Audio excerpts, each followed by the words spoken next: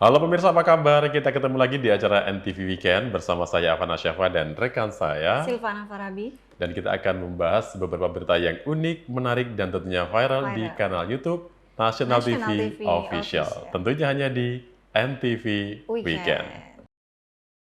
Selalu ada yang menarik, ada yang unik, ada yang viral. Iya, di berita-berita yang diunggah di National TV ya. Dan itu memang ternyata mengundang banyak warganet itu untuk berkomentar, baik yang kadang-kadang nyentil, kadang-kadang juga menggelitik ya. Banyak berita yang akan kita sampaikan. Nah, seperti berita kali ini, 4 hari tak pulang, gadis di bawah umur digilid 2 pria. Aksi pencabulan gadis di bawah umur kembali terjadi di wilayah hukum Polsek Tegal Tlimo, Kabupaten Banyuwangi. Kali ini korban di bawah umur itu sebut saja Bunga, 16 tahun warga Kecamatan Tegal Tlimo, Kabupaten Banyuwangi, menjadi korban nafsu birahi 2 orang pria yang merupakan temannya yang baru dikenal lewat media sosial.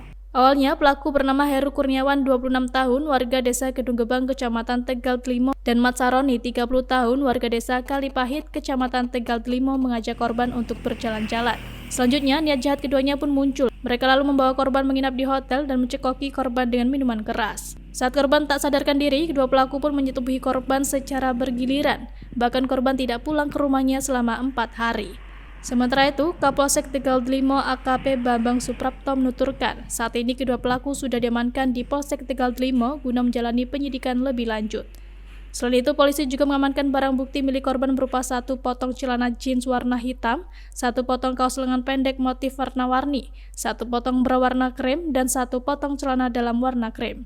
Atas peristiwa itu, kedua pelaku dijerat pasal 82 ayat 1 dan 2, sub pasal 81 ayat 1 dan 2 Undang-Undang RI nomor 17 tahun 2016 tentang penetapan Perpu nomor 1 tahun 2016 tentang perubahan kedua atas Undang-Undang RI nomor 23 tahun 2002 tentang perlindungan anak. Dari Banyuwangi, tim liputan National TV melaporkan. Apa yang kamu bayangin? Wah, berita ini gimana ya?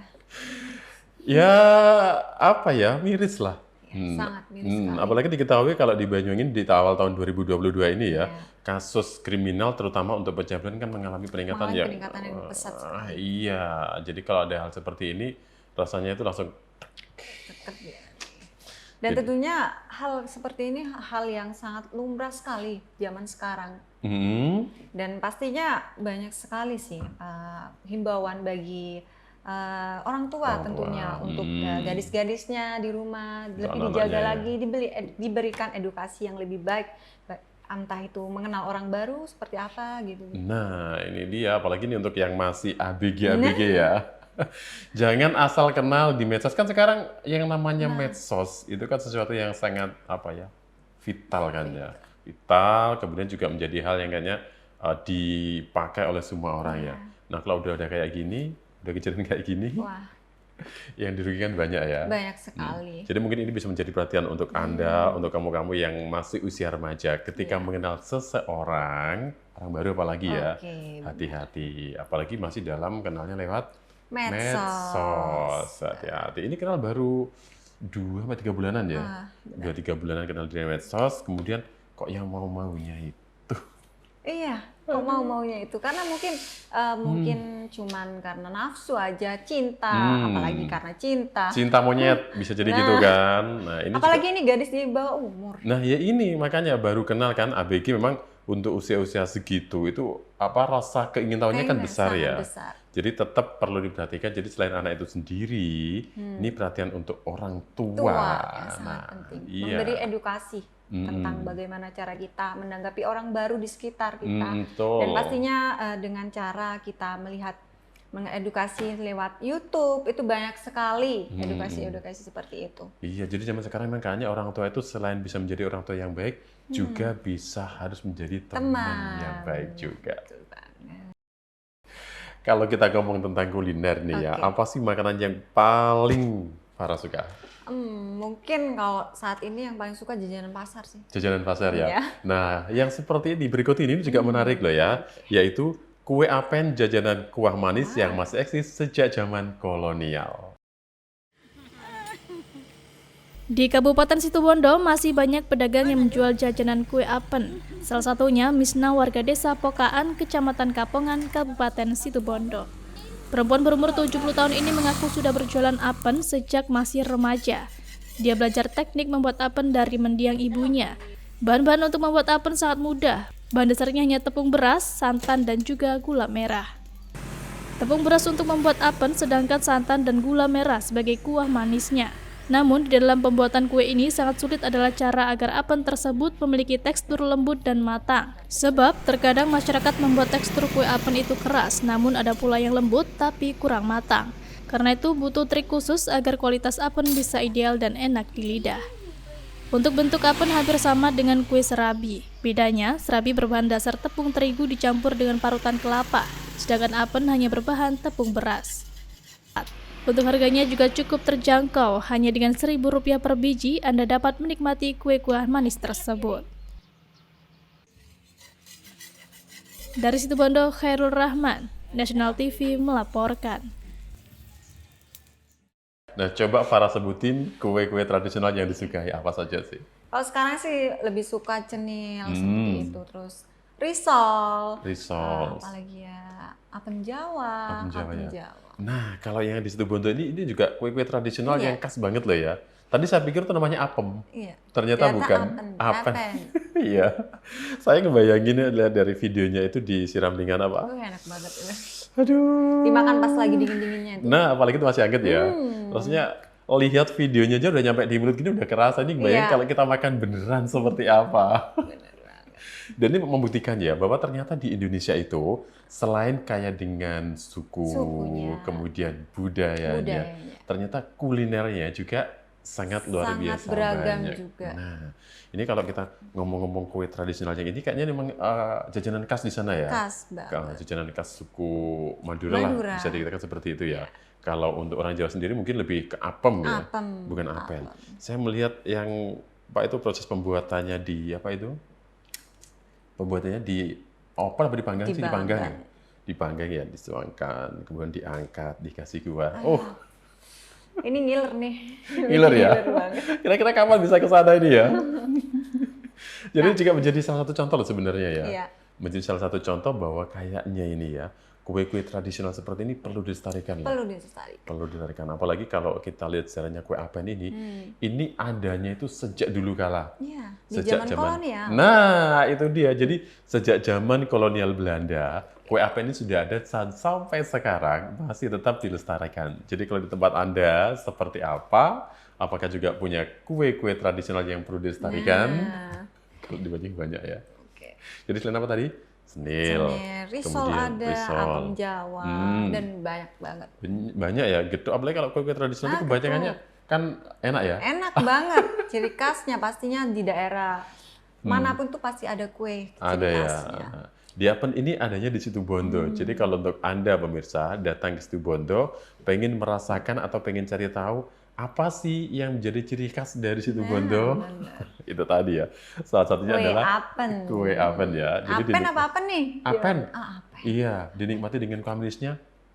Sangat luar biasa nikmat. Pemirsa, pastikan Anda tetap bersama kami karena NTV Weekend akan segera kembali. Nah, Van, akhir-akhir ini banyak sekali pemberitaan tentang penganiayaan. Iya loh ya, seperti tadi kita berita informasi yang pertama tadi ya, kan ada peningkatan kasus kriminal ya. Ini kriminal juga beritanya. Kriminal. Apa itu?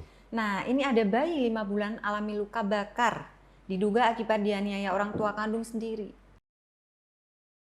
Sungguh tega orang tua kandung bayi berinisial AL warga desa Kutornon, Kecamatan Sukodono, Kabupaten Lumajang. Diduga bayi mungil berjenis kelamin perempuan itu menjadi korban penganiayaan oleh orang tua kandungnya sendiri. Dari keterangan yang didapat, diduga orang tua bayi tersebut melakukan penganiayaan lantaran menikah di usia muda dan belum benar-benar siap membangun rumah tangga. Akibatnya berdampak pada psikologi dan juga pelampiasan emosi terhadap anak. Hingga saat ini korban masih terbaring dengan merasakan kesakitan karena luka bakar yang cukup parah yang dialaminya. Korban mengalami luka bakar sebanyak 18% di bagian dada. Selain itu ada juga bekas luka gigitan serta memar pada sekujur tubuhnya. Saat ini korban pun mendapat perawatan medis di RSUD Dr. Haryoto Lumajang. Sementara itu, kasus dugaan penganiayaan tersebut masih ditangani oleh pihak kepolisian. Polisi juga masih memeriksa kedua orang tua korban yang diduga telah melakukan penganiayaan terhadap bayi mungil tersebut. Sementara itu, kasus penganiayaan tersebut juga sempat menggegerkan warga sekitar. Hal tersebut juga menjadi pembelajaran tersendiri bagi pasangan pengantin yang menikah di usia muda. Dari Lumajang, Dosi Kuswanto, National TV melaporkan. Tragis kan? Tragis Ya banget Allah. Apa sih yang ada dalam pikiran si orang tua kandung ini ya? Kok bisa-bisanya sampai melakukan hal itu ya pada bayi yang berumur 5 bulan. baru berusia 5 bulan ya? Ini kita bayangin ya, padahal di luar tuh banyak sekali orang yang pengen punya anak, bahkan dengan berbagai cara Iya. kan. Ini sudah punya anak malah mendapat Dibakar. perlakuan yang Pastinya ini perlu edukasi yang sangat. iya, perlu edukasi ini ya dari keterangan di sini atau yang kita dapat dari videonya juga itu ya, diduga ini memang orang tuanya atau si orang tuanya ini masih kurang dalam ini loh, mendapat pengetahuan Pengetahuan yang tentang rumah ini, tangga. Iya, jadi dia ini ada beberapa dugaan. Pertama itu kaget ya. Kaget ketika sudah menikah ternyata ada beberapa hal yang tidak pernah ada di dalam pikirannya. Kemudian kayaknya dia ini juga belum siap ketika menghadapi masalah dengan anak, menghadapi masalah dengan suami. keluarga. Tentunya pastinya banyak Problem. problem. Iya, tapi kan sebenarnya kalau kita tuh mau bersikap dengan baik, dengan kepala dingin itu banyak jalan loh ya untuk bisa menyelesaikan hal seperti itu. Jangan tiba-tiba Langsung dianiaya seperti ini. melampiaskan kekesalan itu pada bayi yang Bayi, sebenarnya nggak tahu apa-apa kan ya. Dan itu ketika diinterogasi polisi, itu si orang tua kandung ibunya itu ngakunya itu katanya ketumpahan susu yang kelewat panas. Wah, itu. Ini kan juga perlu dipertanyakan ya, masa sih sekali, sampai segitunya kan ya. Tapi ini masih terus diselidiki. Ya mudah-mudahan nanti segera diketahui lah apa sih sebenarnya motif di balik ini. Dan semoga kasus ini tidak ada lagi. Iya. Nah ini kemudian untuk yang akan melakukan pernikahan, coba diketahui lagi lebih teliti ya. Seharusnya harus banyak belajar tentang keluarga sih. Iya. Berkeluarga seperti apa, bukan hanya untuk senang-senang aja sih keluarga. Nah, kalau mau banyak belajar sebenarnya gampang ya. Bisa dari orang tua, bisa dari sahabat yang sudah Dan menikah. edukasi di YouTube banyak sekali. Nah itu, tapi yang baik-baik ya. Iya, yang Jangan baik-baik. dibayangkan ketika udah menikah taunya happy aja kan Happy ya. aja. No. Tapi ada beberapa faktor lain yang kayaknya memang perlu diketahui ya. Diketahui dan harus dihadapi pastinya. Iya, dan kita berharap mudah-mudahan untuk kasus ini segera diketahui, segera selesai. Sebenarnya apa sih motif dibalik adanya aksi luka bakar yang diderita oleh si bayi itu? Perhatian juga untuk Anda. Pernah lihat balap liar? Pernah sih. Apa yang kamu bayangin ketika kamu mengetahui atau melihat hal seperti itu? Rame. Bising. Mbak. Dan di sisi lain itu sebenarnya kan mengganggu ya. Mengganggu. Nah, untuk itu, tim Turjawali Satlantas Polresta Banyuwangi gelar patroli antisipasi balap liar. Kali ini, tim Turjawali Satlantas Polresta Banyuwangi melaksanakan patroli sweeping di jalanan yang sering digunakan sebagai lokasi balap liar. Salah satunya yakni di depan kantor Bupati Banyuwangi. Selain itu, di beberapa jalan protokol di tengah kota juga sering dijadikan sirkuit balap liar tersebut. Tim Turjawali juga melakukan target operasi kendaraan roda 2 yang tidak standar dan tak layak dikendarai. Petugas juga melakukan pengecekan kelengkapan surat kendaraan. Aibtu Marwanto selaku anggota tim Turjawali Satlantas Polresta Banyuwangi menjelaskan, patroli ini merupakan kegiatan rutin yang dilakukan tidak hanya di waktu tertentu demi kenyamanan dan keamanan masyarakat. Kegiatan ini juga dilakukan di semua wilayah maupun kecamatan di Banyuwangi, terlebih jalan yang sering digunakan balap liar. Petugas juga menindak tegas kepada masyarakat yang melakukan kegiatan seperti minum minuman keras di tempat umum dan tidak menjalankan protokol kesehatan. Kegiatan tersebut juga bertujuan untuk memberi rasa aman terhadap masyarakat yang resah akan maraknya aksi balap liar di jalan pusat kota. Selain itu, suara knalpot yang bising juga mengganggu kenyamanan masyarakat saat sedang istirahat. Selain itu juga untuk mengantisipasi kecelakaan di jalan raya yang diakibatkan oleh aksi balap liar di jalan umum. Dari Banyuwangi, Muhammad Hasbi, National TV melaporkan. Nah kan, aduh, padahal ini udah sering banget diadakan razia, diadakan patroli, edukasi kan ya. Tapi kok ya masih ada saja yang melakukan hal seperti ini ya. Apa sih untungnya? Tapi kalau balap liar itu ya juga dijadikan hal positif bisa sih. Di tempat yang memang sewajarnya. Oh, berarti kan tempat yang di jalan yang iya, bisa. berarti kan itu terakomodasi dengan Iya. baik kan ya. Tapi kalau yang namanya balap liar, ini kan di tempat-tempat yang biasanya itu juga membahayakan loh. Membahayakan. Ini kalau di Banyuwangi sendiri coba kita lihat di depan kantor Pemkab itu kan jalannya memang lebar, besar. Itu kalau udah malam sebegitu dijadikan ajang ya tempat. Ajang. Ini kan bahaya juga. Iya. Jadi tim dari Turjawali, Satlantas Polresta Banyuwangi ini memang menggelar secara rutin ya. Jadi di jalan-jalan protokol termasuk di depan Polresta sendiri loh dipakai. Ini kan Gak ada takut-takutnya. makanya, padahal kalau kita lihat efeknya, dampaknya misalnya, kalau ada balap liar, kemudian mengalami kecelakaan, siapa yang rugi? Nah, dia sendirinya dong. Yang rugi dia sendiri. Kemudian di sisi lain orang tua, Orang tuanya pastinya. kemudian temannya kan ya. Nah, Temannya. belum lagi dampak yang diakibatkan kalau sampai terjadi tabrakan, kemudian ada yang lewat dan besar. Nah, ini kan juga bahaya ya. Jadi teman-teman dari Satlantas Polresta ini memang melakukan razia itu, memberikan mereka edukasi. Ayolah, jangan lagi balap liar, kemudian Dan ini, diberi pendidikan. Dan nggak ada ricuh gitu. Nah itu, biasanya sih gitu ya. Dan kadang-kadang nggak menutup kemungkinan ketika balap liar itu sisi lain adalah adanya miras. Miras. Terus kemudian rawan juga ke narkoba dan lain-lain. Nah, kemudian di sisi lain juga ini teman-teman Satlantas Polresta Banyuwangi selain menggelar razia itu mereka juga memberikan edukasi ini loh tentang COVID-19 varian Omikron. Yang baru-baru ini lagi. Iya. Ya.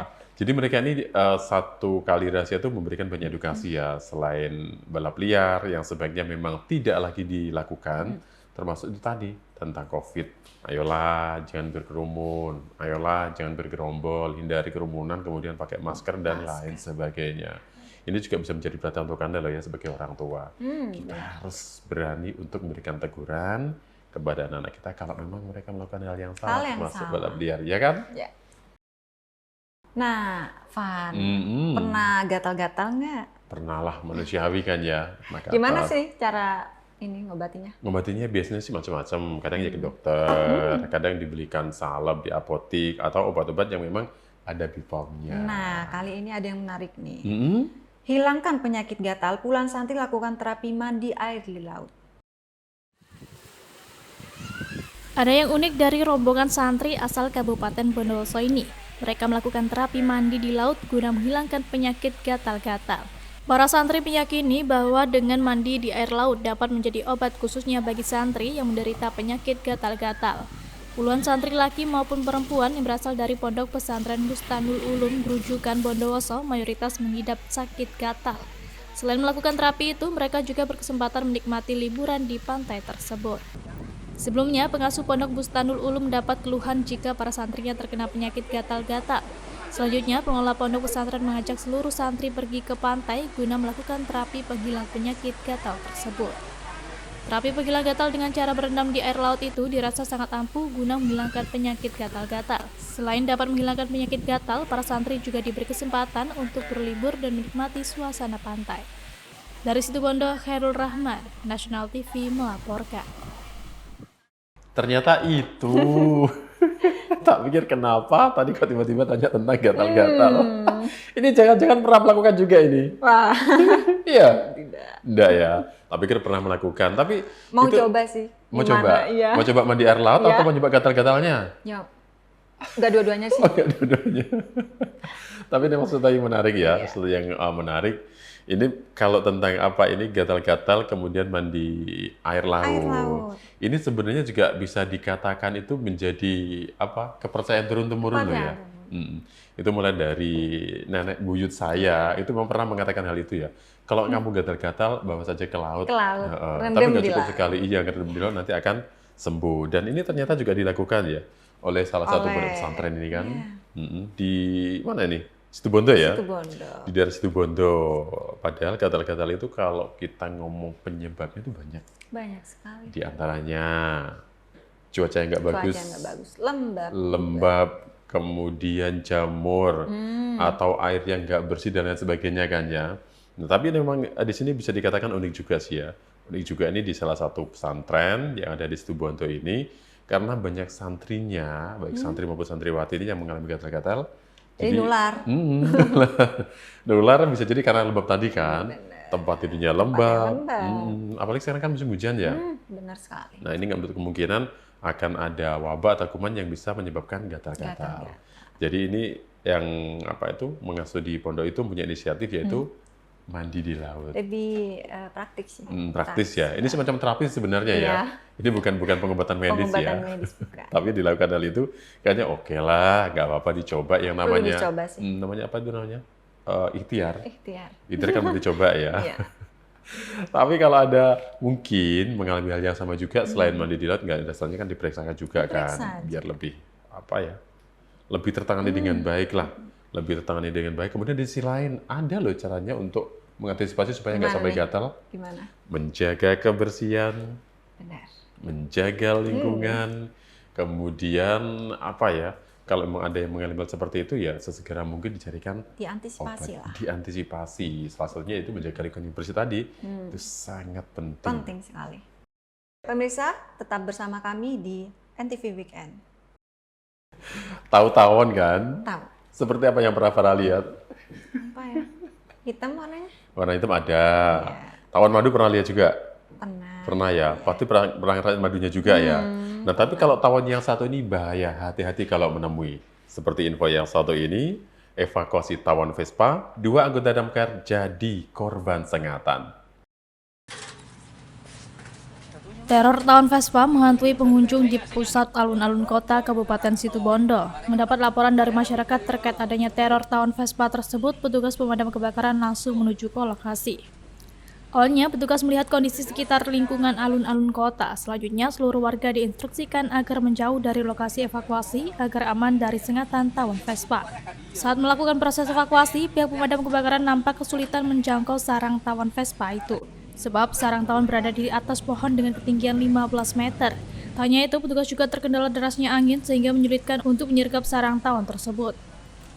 Bahkan saat melakukan penyergapan sarang tawon, sebanyak 2 anggota pemadam kebakaran terkena sengatan tawon Vespa di beberapa bagian tubuhnya. Sementara itu, Ferry Ujang selaku Kasubag Tata Usaha Damkar Kabupaten Situbondo menyampaikan, pihaknya sedikit mengalami kesulitan dalam mengevakuasi sarang tawon tersebut. Lantaran posisi sarang tawon ada di atas ketinggian dan lokasi sarang tawon berada di pusat keramaian, maka petugas tidak mau ambil resiko. Mengingat 2 orang petugas juga terkena sengatan tawon sembari menunggu ketersediaan peralatan yang memadai. Rencananya, proses evakuasi sarang tawon Vespa akan dilanjutkan menggunakan mobil Skylift milik petugas Dinas Perhubungan Kabupaten Situbondo. Dari Situbondo, Khairul Rahman, National TV melaporkan. Menarik sih, namanya tawon Vespa. Iya, ini kalau di tempat saya bukan tawon Vespa namanya, tawon das. Oh, tawon das. Kenapa dinamakan tawon das? Itu pertama karena tawonnya kan memang besar, kemudian rumahnya juga besar, saking besarnya itu seperti kepala. Kepala. Das itu kan kepala ya. Oke. Jadi dinamakan tawon das. Nah, ini kalau di Situbondo ini ada di daerah alun-alun. Ini ternyata memang mengganggu masyarakat yang ada di situ ya. Nggak tahu nih, yang nyala alun-alunnya apa tawonnya kira-kira? Iya sih. Dan ini sebenarnya orang yang ada di situ, warga-warga yang sering melakukan aktivitas di situ sebenarnya udah pernah mencoba mengevakuasi ya. Tapi mereka nggak bisa. Bahkan mereka ini terganggu dengan sengatan-sengatannya itu loh. Wah. Iya. Aku pernah kok disengat itu. Disengat lebah. Wow. Lebah itu temannya tawon ya. Dan tawon Vespa ini kalau sekali menyengat biasanya itu dampak bengkaknya itu juga sangat besar loh. Sangat besar. Sangat besar. Nah, jadi karena keberadaan tawon Vespa ini sering mengganggu masyarakat yang beraktivitas di situ, akhirnya mereka berinisiatif untuk memanggil pihak damkar. Cuma sayangnya di sini damkar ketika mengevakuasi itu tidak pakai pengaman. Tahu nggak kenapa? Kenapa? Maksudnya mereka akhirnya kenapa? Ya disengat. Iya sih. Bagian pelipisnya kan, aduh, teng gitu rasanya kan. Kena cindut tuh pastinya. Iya. Panas dingin. Jadi kalau mungkin di tempat Anda itu juga mempunyai hal yang sama, mungkin masalah dengan tawon ya, entah tawon Vespa atau jenisnya yang dirasa itu galak, dan Anda tidak berani mengevakuasi, panggil petugas damkar saja. Itu bisa untuk membantu mengevakuasi, atau lebih baik dipanggilkan pada orang-orang yang tahulah bagaimana cara untuk mengevakuasi ya. Ini memang lain tempat, lain pula pengertian tentang tawon ya. Nah ini kalau di Banyuwangi di Suku Osing, itu kalau kita ngomong tawon das itu bisa jadi kuliner ekstrim. Wah, gimana tuh rasanya? Dimasak, Belum pernah tahu rasanya? Belum. Wah, ini ketinggalan, kayaknya perlu mencoba ya. perlu Jadi ya. kalau di suku Osing ini, tawon itu biasanya ada yang dimasak di apa ya, ada yang di apa kayak oseng-oseng itu dikasih oseng-oseng. kuah. Kemudian ada juga yang cukup digoreng, dikasih bumbu digoreng kemudian langsung disantap. Wow. Rasanya bayangin nggak sih? Kemudian ada juga yang dijadikan apa sih? Botok itu apa sih? Tahu botok Botok, ya? iya. Ada juga yang dibuat seperti itu. Enak itu. Enak. Nah, makanya. Jadi makanya lain tempat ya lain pula cara menanganinya. Tapi kalau Anda takut dengan tawon Vespa, lebih baik jangan ditangani sendiri dan panggilkan damkar Damkar. untuk membantu mengevakuasi. Gimana? Ini senyumnya kenapa? Lucu sih ini. Lucu. Maksudnya Lucu. berita yang berikut ini lucu gitu. Nah, Selucu apa itu? Ini. Kelabui petugas tersangka sembunyikan pil koplo di dalam dandang. Inilah video penggeledahan polisi saat mencari barang bukti obat keras berbahaya jenis trihexypenidil di rumah tersangka Bagus Budi Prakoso, warga Kecamatan Arjasa, Kabupaten Jember, Jawa Timur. Dalam penggeledahan tersebut, polisi menemukan sebanyak 810 butir pil koplo jenis trihexypenidil berlogo Y. Guna mengelabui petugas, barang haram tersebut disimpan di dalam dandang tempat penanak nasi di dapur rumah tersangka. Bagus Budi Prakoso merupakan pengedar obat keras berbahaya jenis trihexypenidil berlogo Y yang menjadi target penangkapan karena pengedaran pil koplo di kalangan pelajar baik di kawasan Kecamatan Arjasa, Kalisat, dan Jelbuk, Kabupaten Jember. Pelaku mengaku keuntungan yang didapat dari penjualan satu kaleng okirbaya sebanyak 810 butir. Ia mendapatkan keuntungan Rp1 juta dari modal sebesar Rp900.000. Dari keterangan pelaku, transaksi tersebut biasanya dilakukan di tempat keramaian seperti terminal, komplek pertokoan, dan taman ruang terbuka hijau. Hal itu dilakukan guna mengalihkan perhatian polisi. Akibat perbuatannya itu, pelaku dijerat Undang-Undang Kesehatan dengan ancaman hukuman penjara kurang lebih 15 tahun. Hingga kini, pelaku masih menjalani proses penyidikan di Polsek Arjasa. Dari Jember, Hisyam Nugroho, National TV melaporkan. Iya. Ada aja kan? Iya, ternyata dandang sekarang multifungsi ya. Jadi nggak hanya untuk sekedar tempat menanak nasi ketika sebelum apa dari beras mau Di dimakan beras, ya. Ternyata sekarang Dibuat sudah berubah. sembunyian pil malah. Ini di daerah Jember ya. Ya, daerah Aduh, kok bisa-bisanya sih? Ya. Ini mau tersangka ini ya boleh dikatakan menarik sekali unik sih. ya, unik Unik. ya. Uniknya itu tadi. Mungkin dia bingung di mana ya? Oh, ada dandangnya orang ini ibu. Jadi digunakan aja. Atau mungkin karena dia ini di kamarnya takut ketahuan ya, jadi akhirnya pakai dandang yang milik orang tuanya yang nggak kepakai ya. Tapi itu tadi ya, sepandai-pandainya tupai melompat, sekali waktu akan terjatuh juga kan. Ya. Nah ternyata ini si pelaku ini yang sebenarnya juga menghindarkan memang ya, itu dijual ke temennya, menghindarkan dan lain sebagainya. Ini untuk mengelabui polisi ternyata ditaruh dalam Dandang. pil koplonya disembunyikan. Tapi itu tadi tetap saja lebih pintar pihak kepolisiannya Polisian kan ya. pastinya. Digeledah di kamarnya ternyata barnya kan nggak ada. Si pelaku ini ternyata ngaku, Pak, ada di dalam Di dandang. dandang. Gimana itu polisinya ketawa pun enggak ini? Nah, ini artinya bukan lagi nggak ketahuan polisi, tapi mengaku dan akhirnya diketahui polisi. Tapi sebaiknya pemirsa ya, sudahlah, nggak usah main-main dengan barang-barang haram seperti itu. Kalau udah ketangkep gini, nanti akhirnya akan masuk bui kan, untungnya nggak seberapa. Lebih baik cari yang lain lah, cari nafkah yang lain, cari kerjaan yang lain yang lebih apa sih, lebih halal dan lebih barokah kan ya. Dan ini kayaknya juga kembali menjadi PR untuk teman-teman kepolisian ya. Lebih jeli lagi, lebih tegas lagi ya menghadapi hal seperti ini. Padahal udah ngomong koplo, aduh. Mungkin di luar sana banyak sekali yang belum diselidiki. Apalagi kan kayak gini ya, hal yang sangat banyak sekali berita seperti ini. Iya, dan teman-teman Apalagi kepolisian anak-anak nggak boleh muda. bosan ya. Sasarannya anak muda ya. Apa? Sasarannya kebanyakan Iya, anak muda ya. Anak-anak muda, anak kecil, Nah, pil-pil kayak gitu. nah itu dia, seperti ini pil koplo ya. Jadi mudah-mudahan untuk teman kepolisian tidak pernah bosan-bosan untuk terus melakukan rahasia terhadap peredaran pil koplo ini. Lagi-lagi masih masalah kriminal dan ini pun terjadi dalam rumah tangga kembali, Farah. Nah, berita yang satu ini dituduh selingkuh, suami aniaya istri hingga patah tulang. Abi Muhammad Latif tertunduk lesu saat digiring ke ruang penyidik Polsek Purwoharjo, Banyuwangi. Tersangka diduga terlibat dalam kasus penganiayaan terhadap korban Sayu Prismawati, 28 tahun, warga desa Sidorejo, Kecamatan Purwoharjo, Kabupaten Banyuwangi yang merupakan istrinya sendiri. Akibat penganiayaan tersebut, korban menderita patah tulang selangka tangan sebelah kanan, serta sejumlah luka lebam lainnya di sekujur tubuhnya. Sebelumnya, pasangan suami istri tersebut sering terlibat cekcok lantaran kedapatan selingkuh. Sementara itu, Kanit Reskrim Polsek Purwoharjo, Ibda Agus Suhartono mengatakan polisi masih mendalami kasus kekerasan rumah tangga yang ada di wilayah hukum Polsek Purwoharjo tersebut. Atas peristiwa itu, polisi mengamankan 1 orang tersangka. Selain itu, polisi juga mendapatkan barang bukti hasil visum korban yang menyatakan tulang selangka tangan kanan mengalami patah tulang. Diduga kuat kasus penganiayaan itu lantaran tersangka kedapatan selingkuh dengan oknum guru di salah satu sekolah kejuruan negeri di Banyuwangi.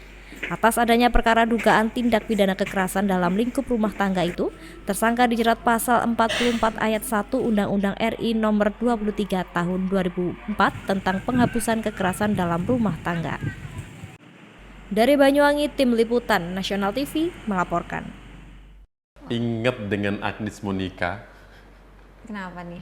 Ketika pertama kali ke entertain, pernah nggak lagu dia yang paling hits itu apa? Apa ya? Pernikahan Dini. Oh. Nah, ini jangan sampai terjadi ya. Dan itu ada hubungannya dengan berita atau kasus yang satu ini tentang kriminal ini ya. Dampaknya. Iya. Jadi kalau mau menikah itu usahakan Anda itu benar-benar matang, bukan hanya dari apa segi fisik ya, Fisiknya tapi dari aja, segi mental juga dari kan. mental. Iya. Memang yang dibayangin menikah itu apa sih? Enaknya aja. Kalau terjadi seperti ini, wah, ini lagi-lagi perlu mendapat perhatian ya. Edukasi, Dan ini terjadi di Banyuwangi ini ya. Di daerah Banyuwangi Selatan, ada seorang suami yang dituduh selingkuh, tapi dia malah marah. Malah marah-marah sama yang nuduh. Bukan tanpa sebab dituduh karena sudah ada beberapa bukti kan. Nah, ini pun juga awalnya karena mereka ini menikahnya masih muda. Dan mungkin karena belum menyadari bagaimana sih sebaiknya ketika orang menikah, risiko apa sih orang menikah gitu kan Kedepannya ya. seperti apa? Dan ini tadi, jadi suami ini ketika selingkuh itu diketahui dari chattingan. Dari chattingan diketahui dari istrinya, ya gimana ya namanya pasangan kan. Apalagi suami istri. Ya ini, jadi mereka tanya kan, istrinya tanya ke suami, ditanya ternyata malah Yang nuduh, marah. Iya, yang nuduh sebenarnya nggak nuduh karena ada bukti kan ya. Bukti. Karena ada bukti ternyata dia malah yang menjadi korban. Tapi kan hal wajar suami sebagai istri juga bertanya kan. Iya, dan memang sebaiknya sih jangan tiba-tiba asal main pukul loh ya. Ini bisa menjadi kasus baru KDRT loh. Benar. Nah, jadi kalau ada masalah kayaknya memang perlu dibicarakan lah. Baik-baik. Kenapa sih? Secara keluarga. Nah, kenapa kok bisa begini? Kenapa kok bisa begitu? Nah, ini sebenarnya si istri ini sudah coba sabar ya. Tapi karena ternyata si suami malah melakukan hal seperti itu sampai mukul, ya udah, mau nggak mau akhirnya si istri melakukan pelaporan ke kepolisian. Jadi untuk Anda mungkin juga ini ya, perlu penting edukasinya tentang bagaimana pernikahan itu supaya tidak hanya memikirkan yang indah-indah saja. Iya. Pemirsa jangan kemana-mana. Kami akan kembali di NTV Weekend. Akhir-akhir ini, Van, tentang COVID-19 semakin...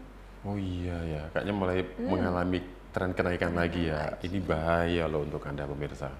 Nah, kali ini berita dari ODGJ terpapar COVID-19, Satgas lakukan tracing terhadap keluarga terdekat.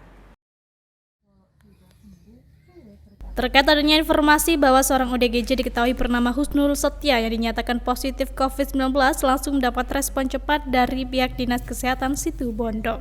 Sebelumnya, pasien diketahui melakukan tes PCR di Rumah Sakit Kusnandi di Kabupaten Bondowoso. Selanjutnya, guna mencegah virus menyebar, Dinas Kesehatan Situbondo melalui Puskesmas Wonorejo melakukan tracing terhadap keluarga terdekat. Dalam tracing yang dilakukan petugas tersebut, didapati sebanyak 2 anggota keluarga positif COVID-19. Di antaranya yakni orang tua perempuan pasien dan 1 balita yang merupakan keponakan pasien. Sementara itu, Muhitno selaku Kepala Puskesmas Wonorejo mengatakan dengan adanya temuan warga yang terpapar COVID-19 ini, pihaknya akan terus melakukan penanganan guna menekan pencegahan penularan COVID-19. Sebagai upaya mencegah penularan COVID-19, pihaknya akan menutup aktivitas sosial warga masyarakat di Desa Wonorejo, Kecamatan Banyu Putih, Kabupaten Situbondo. Dengan demikian diharapkan virus corona tidak menyebar ke warga lainnya yang sehat. Sementara untuk pasien ODGJ yang terpapar COVID-19 akan dilakukan isolasi terpusat yakni di Rumah Sakit Menur yang ada di kota Surabaya. Dari Situbondo, Khairul Rahman, Nasional TV melaporkan.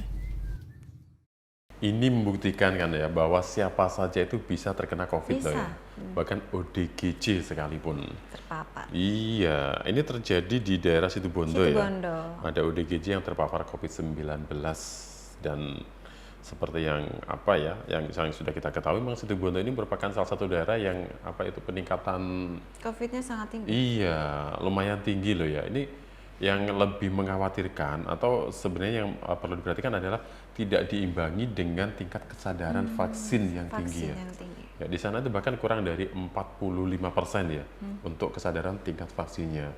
Jadi kalau ada seperti ini, aduh ya, ini ODGJ ini juga nggak tahu sih dia ini tertular dari mana kan.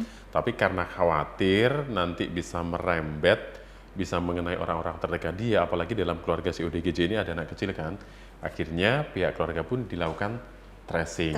Iya, dilakukan tracing. Kemudian hal ini juga bisa menjadi perhatian juga untuk Anda bahwa yang namanya COVID itu tidak pandang bulu ya. Bisa menyerang siapa saja. Kapanpun, dimanapun. Jadi kayaknya tetap penting, apalagi untuk kalian yang belum menyadari apa itu pentingnya vaksin. Iya, sekarang dengan adanya varian baru kan Omikron. Nah, jadi Anda sudah vaksin atau belum, cobalah. Kalau emang belum, sadar. Lakukan vaksin kan, ini penting. Dan juga jangan kemakan omongan yang berita-berita yang miring. Berita hoax itu ya? Iya, banyak sekali kalau vaksin ini bisa berbahaya. Nah, itu dia bisa mengakibatkan terutama kematian. Kaum ibu-ibu, emak-emak nih yang nggak mau vaksin. Gampang ini ya, gampang terkena isu-isu yang nggak benar ya. Iya, nah makanya seperti kejadian di Situbondo ini, bahkan ODGJ sekalipun ternyata juga bisa terkena COVID-19. Ini menjadi kesadaran. Iya. Menjadi PR buat kita bersama ya. Kalau Anda belum vaksin, ayolah vaksin. 1, 2, kemudian yang ketiga booster ya. Booster. Jadi pastikan Anda sudah vaksin dan ingat, COVID-19 masih ada di sekitar kita. Sudah vaksin kan? Saya sudah. Anda gimana nih?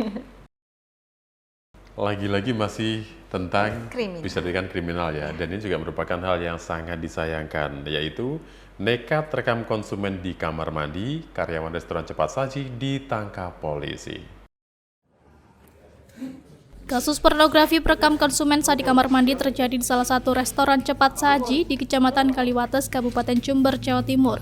Dalam kasus tersebut, polisi mengamankan satu orang berinisial MA, 23 tahun yang merupakan salah satu karyawan di restoran cepat saji. Kasus tersebut terkuak berawal dari laporan salah satu pengunjung restoran yang merasa dilecehkan karena direkam saat berada di kamar mandi. Pelaku diketahui melakukan tindak pidana pornografi dengan merekam aktivitas di kamar mandi dengan korban perempuan.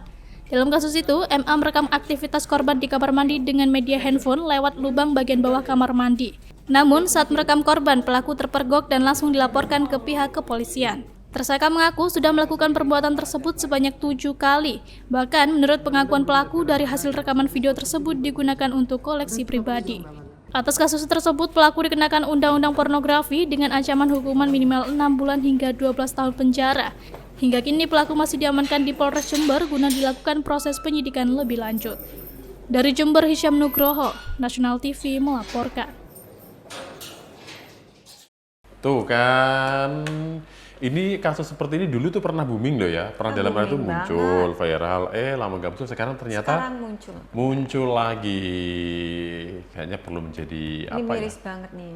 Aku sebagai perempuan juga kayak miris melihatnya seperti ini. Mungkin jadi seorang perempuan juga lebih berhati-hati ya. Iya, kan sering kan ya ke tempat-tempat umum kan ya. Nah, ini kan juga perlu dicek ya. Ada nggak sih sesuatu yang mencurigakan, entah itu misalnya di tempat umum seperti SPBU misalnya. Kemudian yang kejadian ini di restoran fast food itu kan. Coba kalau Anda sedang kamar mandi, dicek lagi lah. Ada apa saja sih di kamar mandi itu, benar nggak kalau kita benar-benar safe ya, apalagi itu perempuan ya. Dan ini yang sangat disayangkan pelakunya tuh loh, kok ya karyawannya sendiri. Kalau ketahuan seperti ini, Yang rugi dia kan, Iya. dia juga merugikan dirinya sendiri. Dan kemudian setelah diusut, ternyata si pelaku ini bukan sekali ini loh. Wow. Berkali-kali, iya berkali-kali melakukan adegan yang sebenarnya tidak boleh dilakukan itu ya. Ini nggak tahu kenapa ya Pak, dia ini punya kelainan seksual atau apa. Dan ketika ditangkap, dia ini ngakunya apa gitu? Kenapa suka ngintip kemudian merekam pakai kamera itu? Buat koleksi pribadi. Masa dia kan buat koleksi pribadi ya? Dan setelah disitu ternyata itu nggak sekali yo, itu lebih dari 8 kali kalau nggak salah. Iya, dan yang terakhir itu karena ketahuan konsumen, akhirnya konsumen kan mencak-mencak ya. Dia nggak terima, akhirnya dilaporkanlah si pelaku ini ke kepolisian. Ya udah, sekarang dia tinggal berurusan dengan pihak kepolisian. Benar. Pemirsa, demikian NTV Weekend kali ini. Saya Fana Syafa. Saya Silvana Farabi. Kita pamit dan kita ketemu lagi di episode berikutnya. Tentu hanya di NTV Weekend yang menghadirkan berita yang unik, menarik, dan viral di kanal YouTube National TV Official. Sampai jumpa. Sampai jumpa.